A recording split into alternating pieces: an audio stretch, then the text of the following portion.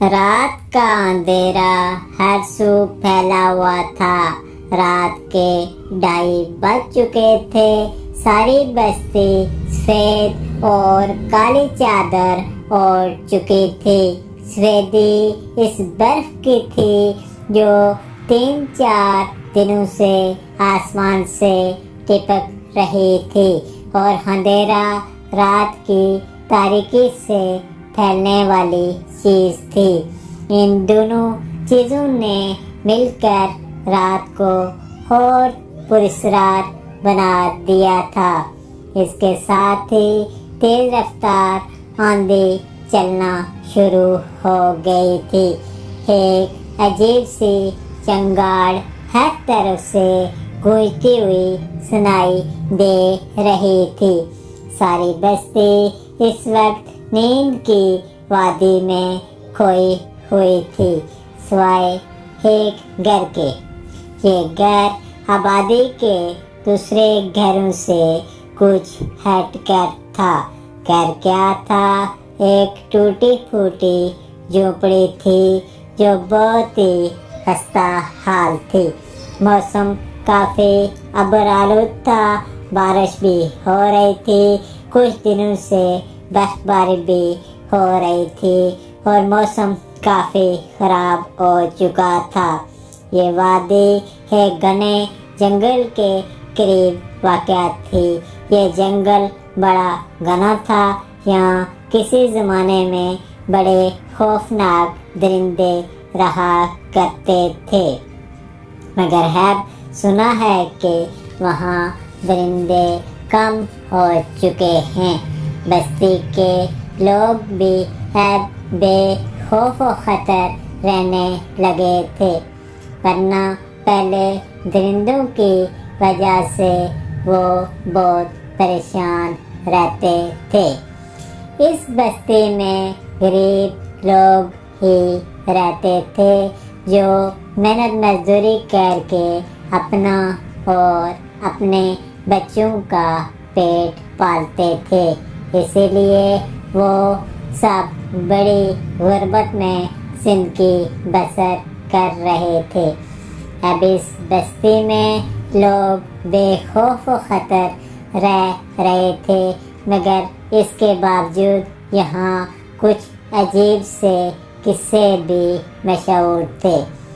कहा जाता था कि इस घने जंगल में कोई बहुत ही खौफनाक बला रहती है। ये खून आशाम बला लोगों का खून चूसती है और अब तक इसने आसपास की कई बस्तियों के लोगों को मौत के घाट उतार दिया है। जितने मुंह इतनी बातें, मगर आज तक किसी ने इस खून पीने वाली बला को नहीं देखा था। पहले तो लोग इस बला का नाम सुनकर डर जाते थे और उन्हें हर वक्त यही धड़का लगा रहता था कि कहीं वो इस खौफनाक बला के हत्थे ना चढ़ जाएं। इसलिए लोग शाम होने से पहले ही अपने अपने घरों में दबक जाते थे और रात के वक्त कोई बाहर ना निकलता था। फिर आहिस्ता आहिस्ता लोगों में खौफ हरास कम होने लगा। अब लोग इस बला के किस्सा को अफवाहें समझने लगे थे, क्योंकि आज तक किसी ने इस बला को नहीं देखा था। जहाँ पर एक पुराना सा चिराग जल रहा था, ये टूटा फूटा चिराग जिसमें इंतहाई कम तेल था, अंधेरे से लड़ने की नाकाम कोशिश कर रहा था। इस टूटे पुराने चिराग पर ही इक्तफा नहीं कर लिया गया था, बल्कि इसके करीब एक आध जली मोमबत्ती भी जलाकर रख दी गई थी। इस पुराने और खस्ता हाल छोटे से मकान में 3 छोटे से बच्चे डरे सहमे बैठे हुए थे।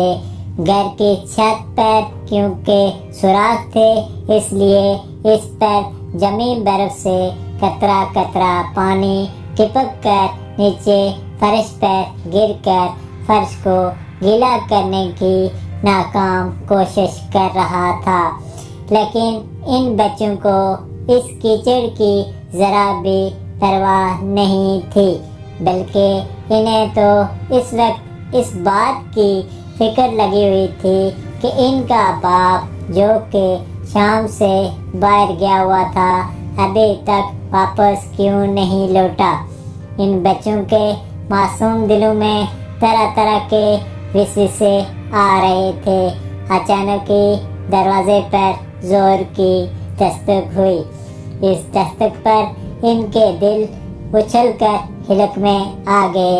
انہوں نے ڈرتے ہوئے ایک دوسرے کے چہرے کو دیکھا، پھر ان میں سے ایک ذرا بڑی عمر کا بچہ ڈرتے ڈرتے اٹھا اور اس نے مرکزی دروازے کی کنڈی کھول دی اور پھر ایک دم چیخ مار کر وہ اندر کی طرف دوڑا اور اندر آ کر وہ بچوں سے لپٹ گیا۔ پھر کچھ دیر تک تو دروازہ ہلتا رہا، مگر اس کے بعد خاموشی چھا گئی۔ اب اس خاموشی کو طوفانی بارش کی آواز نے توڑا۔ اب برفباری کے ساتھ ساتھ بارش اور ہوا چلنا شروع ہو گئی۔ برفیلی بارش برس رہی تھی، چھوٹے چھوٹے درخت اپنی جگہ سے اکھڑ رہے تھے۔ اتنے میں انہیں محسوس ہوا کہ جیسے کوئی چھت پر چل رہا ہے۔ خوف کی وجہ سے ان کی کھگی بند گئی، ان کے حلق سے آواز نہیں نکل رہی تھی۔ پھر اچانک وہ چیز ان کے سامنے آ گئی جس سے وہ ڈر رہے تھے۔ بس پھر کیا تھا، تینوں بچے خوف سے کانپتے ہوئے ایک دوسرے کے ساتھ چمٹ کر بیٹھ گئے تھے۔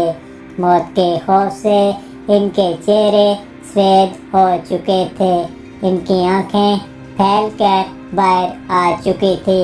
وہ آنے والی بلا کو حیرت و خوف سے دیکھ رہے تھے۔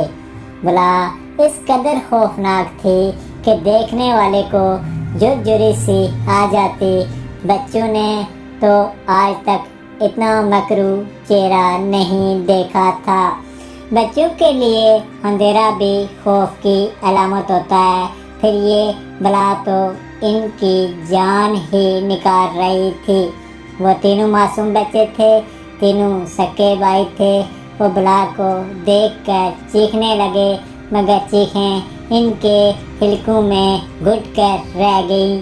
وہ بلا آہستہ آہستہ ان کی طرف بڑھنے لگی تھی۔ اب باہر زوروں کی بارش ہو رہی تھی، بادل بھی گرج رہے تھے اور بجلی بھی چمک رہی تھی۔ بارش، طوفان اور بلا، بچے تو خوف سے تھر تھر کانپ رہے تھے۔ ہمیں مت مارو، ہمیں مت مارو، ان میں سے ایک بچہ روتے ہوئے بولا، مگر بلا کو ان پر کوئی ترس نہ آیا۔ وہ کچھ دور کھڑی انہیں غصے سے گھورتی رہی۔ اس کا خوفناک اور مکروہ چہرہ بچوں کا دل دہلا رہا تھا۔ بلا کے منہ سے لمبی زبان لٹک رہی تھی، اس کے بڑے بڑے بال بکھرے ہوئے تھے۔ چہرہ اس قدر خوفناک تھا کہ دیکھنے والوں کو بھی جھرجھری سی آ جاتی۔ بچوں کو اپنی موت سامنے دکھائی دے رہی تھی۔ وہ جان چکے تھے کہ اس بلا سے بچنا بہت ہی مشکل ہے، یہ بلا انہیں چھوڑے گی نہیں، ان کی جان لے کر ہی جائے گی۔ یہ سوچ کر وہ خوف سے لرزنے لگے۔ بچے آہستہ آہستہ پیچھے ہٹنے لگے۔ یہ دیکھ کر بلا نے ایک خوفناک کہکا لگایا۔ اب وہ آہستہ آہستہ آگے بڑھنے لگی۔ بچے زور زور سے چیخنے چلانے لگے، مگر بلا کو ان پر ترس نہیں آ رہا تھا۔ وہ آگے بڑھتی چلی گئی اور بچے خوف سے لرزنے لگے تھے، اور وہ تینوں بے سدھ ہو گئے۔ وہ چیز آہستہ آہستہ ان کی جانب بڑھی۔ پھر اس نے ان کی گردنوں کو غور سے دیکھا۔ جب وہ ان کے قریب سے ہٹی تو اس کا منہ سرخ ہو رہا تھا اور اس میں سے خون بھی ٹپک رہا تھا۔ اس کے ساتھ ساتھ وہ چیز بہت خوش بھی نظر آ رہی تھی۔ اس کے بعد وہ چلتی ہوئی سین میں آئی اور ایک چیخ مار کر غائب ہو گئی۔ صبح سویرے جب ان بچوں کا والد واپس گھر پہنچا تو اس نے اپنے گھر کا دروازہ کھٹکھٹایا۔ جواب نہ پا کر پھر کھٹکھٹایا، پھر بھی جب جواب نہ ملا تو وہ قدرے بے چین ہو گیا اور پھر اچانک ہی وہ چونک گیا۔ اس نے دروازے کے پاس دیکھا، اسے کیچڑ سے بنا ہوا ایک عجیب وضع کا پاؤں نظر آیا۔ وہ پاؤں حد سے بڑا تھا اور حروفوں کی شکل کا تھا۔ اس نشان کو دیکھ کر اس کا دل انجانے خوف سے ڈر گیا۔ اس نے خوف کی شدت سے دھڑکتے دل پر ہاتھ رکھا اور پھر ایک دل خراش چیخ مار کر بے ہوش ہو گیا۔ جب اس سے ہوش آیا تو وہ انجان نظروں سے ارد گرد دیکھنے لگا۔ پھر اس سے اپنے تینوں بیٹوں کا آخری دیدار کروایا گیا۔ اس کے تینوں بیٹے مر چکے تھے۔ وہ ان کا مردہ بدن دیکھ کر زار رونے لگا۔ دراصل وہ ان کی لاشوں کو دیکھ کر دکھ سے پاگل ہونے لگا تھا۔ جو بھی ان بچوں کی لاشوں کو دیکھتا تھا وہ خوف زدہ ہو جاتا تھا، کیونکہ ان کے چہرے اور گردن کی کھال کو ادار دیا گیا تھا۔ ان کی آنکھیں غائب تھی اور کھوپڑی صاف نظر آ رہی تھی۔ پھر عصر کے بعد انہیں دفن کر دیا گیا۔ اس کے والد نے ان کے معصوم چہروں کا جب آخری دفعہ دیدار کیا تو اس نے قسم کھائی تھی کہ جب تک وہ اپنے ان معصوم بچوں کا انتقام نہیں لے گا چین سے نہیں بیٹھے گا۔ اس لیے اب ہر وقت وہ یہ سوچتے رہتے تھے کہ آخر وہ کون سی چیز تھی جس نے ان کے بچوں کو یوں بے دردی سے مار ڈالا تھا۔ سوچتے سوچتے ان کے ذہن میں آیا کہ اس کے بچوں کی موت کے پیچھے ضرور کسی غیر مری ہوئی چیز کا ہاتھ ہے۔ غیر مری چیز کا ذہن میں آتے ہی اس کی کمر کی ہڈی میں ایک سخت لہر دوڑ گئی، لیکن اسے ہر حال میں اپنی قسم پوری کرنی تھی۔ آخر کار اس نے ہمت کی اور اگلے دن ضروری سامان ساتھ لے کر روانہ ہو گیا۔ اس کی منزل بستی سے 60 کلومیٹر دور واقع جنگل تھا۔ یہ جنگل کافی بڑا اور ویران تھا، اس لیے یہ دور سے دیکھنے میں ہی کافی خوفناک لگتا تھا۔ اس جنگل کے بارے میں کافی خوفناک واقعات مشہور تھے، کیونکہ یہ واقعات ان جنگلات سے وابستہ تھے۔ اس لیے پہلے کیونکہ یہ جنگلات تھوڑے بہت اگر گنجان تھے پھر بھی اب نہیں رہے تھے۔ شاید کسی کے وہاں نہ ہونے کی وجہ سے ہی وہ جنگل اب پہلے سے زیادہ گھنے اور پہلے سے زیادہ کالا ہو گیا تھا۔ بچوں کا باپ جس کا نام تیمور تھا وہ اب ہاتھ میں لالٹین لے کر جنگل میں داخل ہو رہا تھا۔ جب وہ جنگل میں داخل ہو گیا تو اس نے اپنی سمت کا تعین کیسے بنا چلا شروع کر دیا۔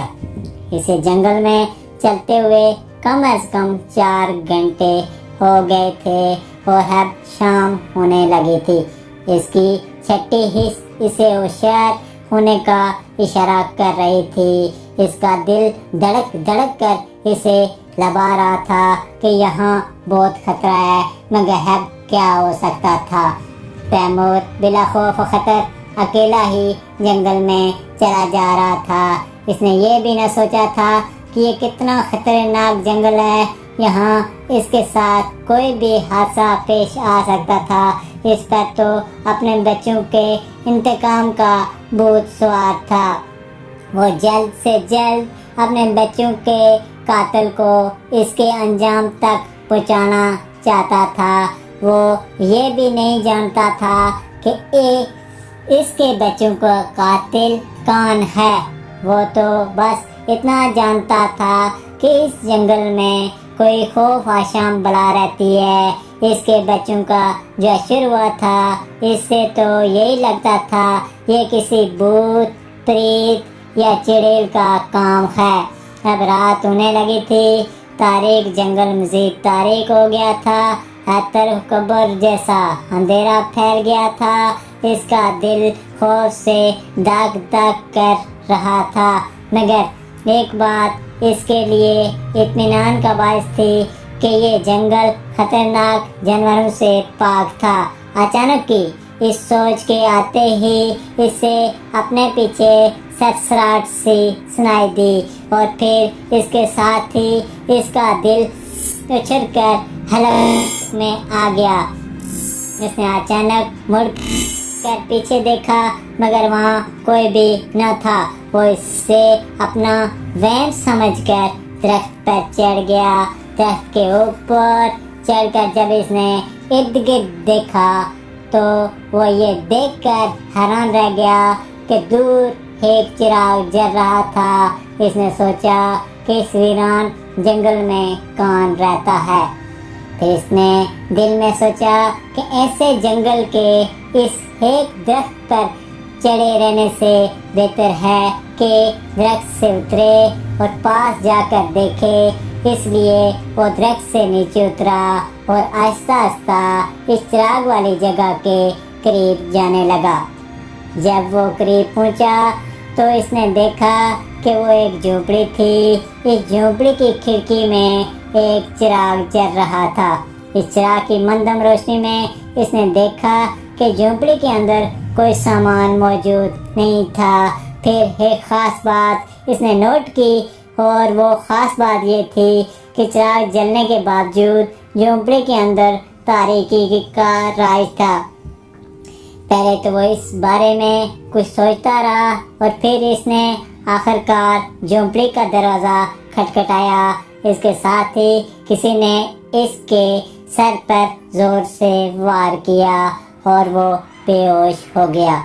پھر جب اسے ہوش آیا تو اس نے خود کو ایک ہیبت زدہ کمرے میں پایا جس میں اندھیرا پھیلا ہوا تھا اور وہ بندھا ہوا تھا۔ اس نے بڑی کوشش کی کہ وہ اپنے آپ کو کھولے، مگر اس کی یہ کوشش بے سود ثابت ہوئی۔ پھر جب اس کی آنکھ اندھیرے میں دیکھنے کے لائق ہوئی تو اس نے دیکھا کہ کمرے میں عجیب و غریب تصاویر لگی ہوئی ہیں۔ ان میں سے بعض کافی ڈراؤنی تھی۔ ان کو دیکھ کر اس کے رونگٹے کھڑے ہو گئے۔ پھر اچانک ایک بھیانک چرچراہٹ سے دروازہ کھل گیا اور اس سے ایک سایہ نکلا۔ پھر وہ سایہ کسی چھوٹے سے پرندے کا ثابت ہوا۔ پھر اس کے ذہن نے کہا کہ ایک پرندہ دروازہ کیسے کھول سکتا ہے؟ یہ سوال ابھی اس کے ذہن میں گردش کر رہا تھا کہ اس نے جو دیکھا وہ اس کے ہوش اڑانے کے لیے کافی تھا، کیونکہ ایک دم ہی کسی تیز آواز کے ساتھ منظر بدلا اور وہ اس کمرے سے نکل کر ایک کھلے میدان میں آ گیا۔ اچانک اس کے منہ سے ایک چیخ سی نکل گئی جو کہ خوف کا اظہار تھی۔ وہ حیرت سے آنکھیں پھاڑے ادھر ادھر دیکھنے میں مصروف تھا کہ اسے اپنے پیچھے سے ایک آواز سنائی دی، تیمور! اور وہ اپنا نام سن کر اچھل پڑا، اور جب اس نے پیچھے دیکھا تو وہ بے ہوش ہوتے ہوتے بچا، کیونکہ اس کے پیچھے ایک انتہائی بدسورت عورت کھڑی تھی۔ اس کے بال آپس میں بے حد الجھے ہوئے تھے۔ اس کی بڑی بڑی 4 آنکھیں تھیں۔ اس کے علاوہ بڑی سی زبان تھی جو کہ کافی حد تک باہر کو لٹکی ہوئی تھی۔ رنگ اس کا توے کی طرح کالا تھا، منہ جھریوں سے بھرا ہوا تھا، دانت باہر کو نکلے ہوئے تھے جو کہ انتہائی بدصورت تھے، اور ان کا رنگ काफी पीला सा था। इस औरत की गर्दन लंबी और बदन छोटा सा था। इसके हाथ बहुत ही बदसूरत बल्कि खौफनाक थे। इसके हाथों की उंगलियां इंसानी उंगलियों की तरह नहीं थीं, बल्कि इनमें उंगलियों की जगह सांप लटक रहे थे। तैमूर इसको फटी फटी आंखों से देख रहा था। फिर वो अजीबोगरीब बदसूरत औरत बोली, तुम मेरी तलाश में यहाँ आए हो? तुम्हारी तलाश में? तैमूर ने हैरानी से सवाल किया। तो वो बदसूरत औरत बोली, हाँ, मेरी तलाश में। क्या तुम अपने बच्चों के कातिल को नहीं ढूंढ रहे? हाँ, मेरे बच्चों को जिसने इतनी बेदर्दी से मारा, मैं इसकी तलाश में ही आया हूँ और मैं इसका खात्मा करके ही जाऊँगा। तो फिर मैं तुम्हारे सामने ही खड़ी हूँ, लो करो मेरा खात्मा। हा हा हा। इस बर्फानी रात में मैंने तुम्हारे मासूम बच्चों को मारा है। हाँ, मुझे खून की प्यास थी। इस बर्फानी रात में सब जानवर न जाने कहाँ पड़े हुए थे जो मुझे नजर न आए। मैं खून की तलाश में बस्ती में निकल गई और तुम्हारे बच्चों ने मेरा काम कर दिया। और अब तुम जो यहाँ आए हो तो तुमसे भी मैं अपनी प्यास बुझाऊंगी। मानस औरत, मैं तुम्हें जिंदा नहीं छोड़ूंगा, मैं तुम्हें जिंदा नहीं छोड़ूंगी। ये कहकर वो औरत तैमूर की तरफ बढ़ी तो तैमूर ने आयत कुर्सी पढ़ना शुरू कर दी। फिर इसने इस बदसूरत औरत की तरफ फूंका। इसके साथ ही दर्द के असरात इस बदसूरत औरत के चेहरे पर ज़ाहिर हुए। इसके साथ ही इस औरत के आसपास मौजूद छोटी छोटी सी चीज़ों में आग लग गई और वो इस आग में जल कर राख हो गई।